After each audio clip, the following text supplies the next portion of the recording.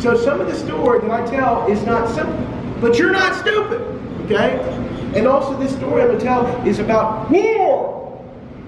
There's a president of the United States, his name was Thomas Jefferson, and this is what Thomas Jefferson liked to say. He'd like to say, from time to time, the tree of liberty must be watered with the blood of patriots. Okay, so here's the story, if you'd like to stay. Okay, so the American Revolution was the unintended consequence of another war. Another war led to the American Revolution. This other war that led to the American Revolution was a war between England and France. It was a worldwide conflict. It was waged all around the globe. It was a war of imperial domination. Okay, and then the English, there's a country in the world today called India. And in this war, the English will defeat the French at the Battle of Pondicherry and the Battle of Plassey, and that's why India became an English colony, okay? But this war will also be fought in Europe between England and France and their allies, and it'll be called the 7 Years' War, and they called it the 7 Years' War because it lasted 7 years. But can anybody here tell me what the 7 Years' War was called here in America? French and Indian. French and Indian War. That's right. It was a war between the English and the French and the Indians. Because what had happened was the English, of course, the French had set up a huge colony on the western side of the Appalachian Mountains, along the Mississippi River and around the Great Lakes. They call it New France. And in the great northern regions, the French will set up another colony called Quebec. But in this war, the French and Indian War, almost all the Indians allied themselves with the French. That's because the French and the English had two separate competing theories of colonization. The French, when they set up their colony, they set up trading forts and trading posts, and they traded with the Indians. Because the Indians had beaver skins, beaver pelts, deer skins, bear skins, and other things that the French desired. And what did the French give in exchange for this stuff? Stuff that the French thought was totally useless stuff, but the Indians desired it highly because they couldn't make it. Glass beads. But the English had a separate theory of colonization. Because you see, in England itself, there was a form of involuntary servitude, a medieval system called serfdom. Yeah. And in serfdom, the peasants, what they did was they farmed their land, and then also they farmed the land of the Lord of the Manor. And the Lord of the Manor owned the land. And if he sold some of his land to another lord, well, if you happen to be a peasant land, a serf lord, you went with it. And if you were a peasant or a serf, in those days, if you wanted to go downtown just for a day, you had to get permission from the lord to do it, or his sheriff. Okay? But the lords of England had figured out there's a more economical way of doing business. If you just pay somebody to farm your land for you, it's more economical.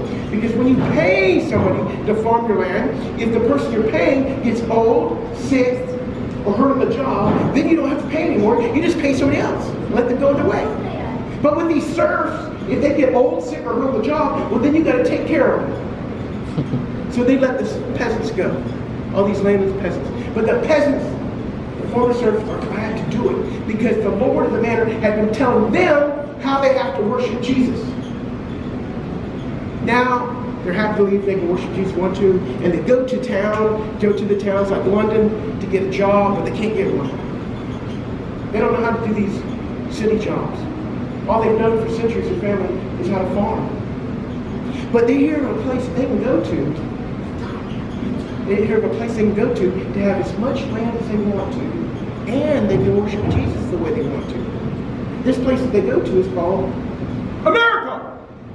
They come here, they clear the land, start farming the land, so either knowingly or unknowingly, they have displaced the Indians. So almost all the Indians ally themselves with the French. But it will be the English that will win the war. They will defeat the French at the capital city of Quebec, called Quebec City. The French general, the Marquis de Montcalm, will be killed in battle, and now the English dominate all of North America. They changed the name of Quebec, now they call it Canada. But this war is very expensive. The English has had to borrow a lot of money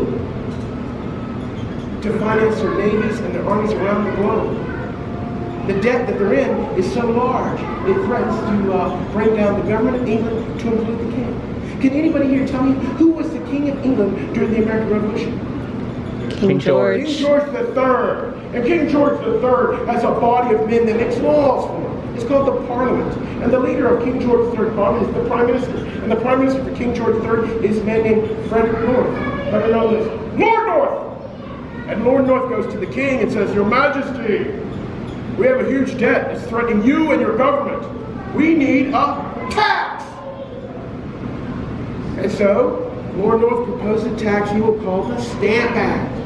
In the Stamp Act, every single legal document you take out, after you pay the document, then you have to pay extra to get a stamp on it to make it official. So let's say you get married.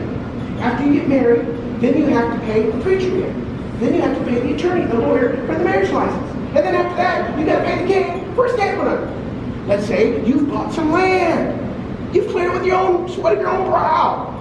And you've paid a lot of money for it. It's good land. And now you pay the attorney, the lawyer, for the land deed. And then after that, you have to pay to get a stamp on it to make it official.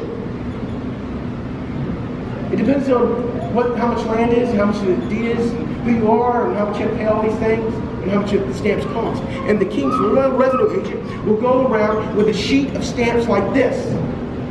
And after you pay the representant's fee, he will cut out one of these stamps and go to your document. So here's the stamps he goes around with. Now, if the king's royal revenue agent runs out of those stamps, no worries.